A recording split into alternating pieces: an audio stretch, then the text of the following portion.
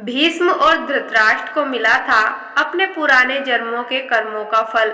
एक बार भीष्म ने श्री कृष्ण से पूछा, भगवान, मैंने ध्यान करके अपने 73वें जन्म तक देखा, मैंने तो कोई कुकर्म नहीं किया, फिर मुझे बाणों की सैया पर क्यों सोना पड़ा?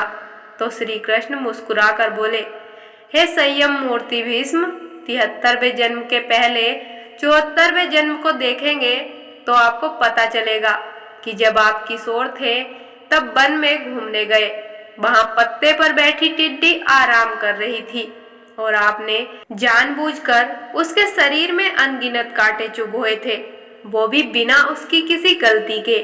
उस कर्म का फल घूमते घूमते अब आपको मिल रहा है। कर्म का फल 6 साल में दुगुना, 12 साल में 4 गुना, 18 साल में 8 गुना और 24 साल में 16 गुना इस प्रकार मिलता है। इसलिए जब आप कर्ता होकर कर्म कर रहे हैं तो सोच ले कि इसका क्या फल होगा। ये सुनकर धृतराष्ट्र से भी रहा नहीं गया और धृतराष्ट्र ने भी श्री कृष्ण से अपने कर्मों का हिसाब किताब पूछने लगे कि श्री कृष्ण, मैंने ऐसा क्या कर्म किया था कि मुझे अपने 100 बेटों की मृत्यु का शोक मिला? मैंने तो अपने 100 जन्मों तक पीछे देखा है कृष्ण, लेकिन ऐसा कोई कर्म मैंने नहीं किया, फिर मेरे साथ ऐसा क्यों हुआ? तो श्री कृष्ण ने अपने योग बल से धृतराष्ट्र के पिछले जन्मों को देखा कि धृतराष्ट्र एक राजा थे और वो स्वादिष्ट व्यंजनों में खोए रहते थे। बिना विचार किए जो सामने आ जाता था वो खा लेते और बाद में इनाम भी देते थे। एक दिन रसोइये ने हंस के 100 बच्चों का मांस बनाकर एक एक करके राजा को खिला दिया और धृतराष्ट्र को पता भी नहीं चला कि उन्होंने क्या खाया है।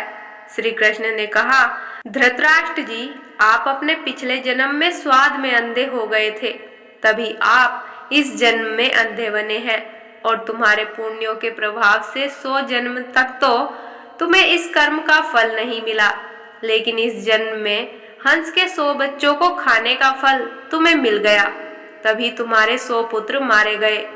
दोस्तों, सोचो साथ में क्या लाए हो और क्या लेकर जाओगे। मनुष्य को ऐसी कमाई इकट्ठी करनी चाहिए जो इस संसार में भी काम आए और मृत्यु के बाद उसे हम साथ में भी ले जा सके और हमारे कर्म ही अगले जन्म में भी हमारे काम आ सकते हैं।